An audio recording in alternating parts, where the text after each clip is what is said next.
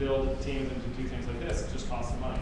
So anyway, it's just my personal story. This is not an explanation of all the money things, and I'm going to take a couple questions, but we'll probably have to come back to this. I'm just letting you know that that's a personal story of a big transition over the last year for me of being a huge, like, I don't like it if it's totally transparent, to, okay, I can get what we're doing with this, and this is why it might make some sense. Is that useful at all? Yes. It's useful. Okay. I like Cool. that. That's, Cool. Yeah, right here. yeah, my name is Bill. The legal answer to that question may not be the PR answer that you want to give, but the laws are designed for a particular reason. And American Select does not have to disclose who the donors are because of the purpose of it. It is not engaging in electioneering right now, so the laws don't require to disclose those things. And it's like if you're building a park in a particular community and someone donates to build a park, maybe all the neighbors there, some of them won't like the park because they don't want all the kids coming in. And they'll say, well, I want to know who's contributing to this park.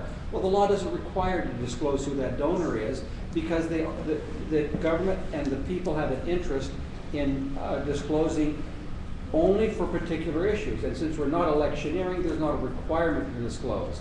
And there may be a PR reason to disclose it, but legally you're not required to, and there's reason for the law to be that way. I think that maybe, I'm not saying that it's a legal issue, I'm more saying that if I'm going to put trust into something that either I'm putting money into or something, I would rather know.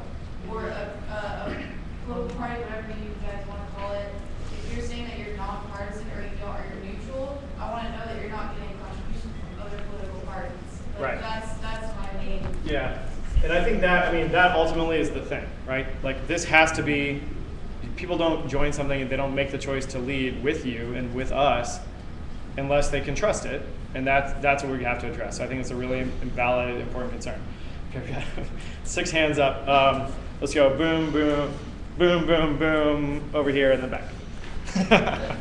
So, yeah. All right. My name is Cam Beer, and this is just, and correct me if I'm wrong anywhere in this argument. When I've spoken to people, when I've spoken to people, and I've tried to tell them about American Select, I've had sort of like conspiracy theorists come up to me and say, you know, this is you're trying to split the Republican voters, or you're trying to split the Democratic vote, and this is just me, and like I said, correct me if I'm wrong anywhere in this, but from my understanding is if, let's say hypothetically, we're funded by a leftist organization, if that person is giving us money, or the candidate money, he or she would want to ensure that the candidate would win. Now, my understanding is that once the American Select candidate is chosen, American Select steps away. So we have no way of ensuring the victory of that person. And I've tried, The only thing American Select can do, just law-wise, and again, we can address this a little more later, legally, the only thing the actual organization can do is to create ballot access, to get a space on the ballot for some name to go, and to run a technology platform that allows other people to make a choice of who their candidate's going to be. That's the only thing we can do.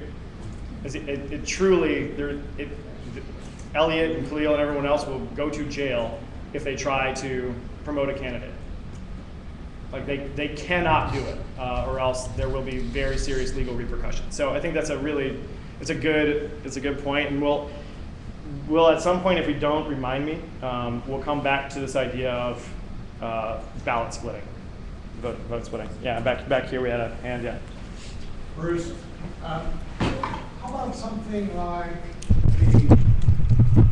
the range of sponsors, number of people, some kind of anonymous representation that demonstrates the broadness of the grassroots effort or absence thereof in terms of funding, something that would, without giving out names, that would give us an idea of where the finances are coming from. So the idea of an audit board, typically of trusted Americans, potentially big names as well as some grassroots supporter, is something that we've talked about a lot, and I think is actually going to happen. What you can know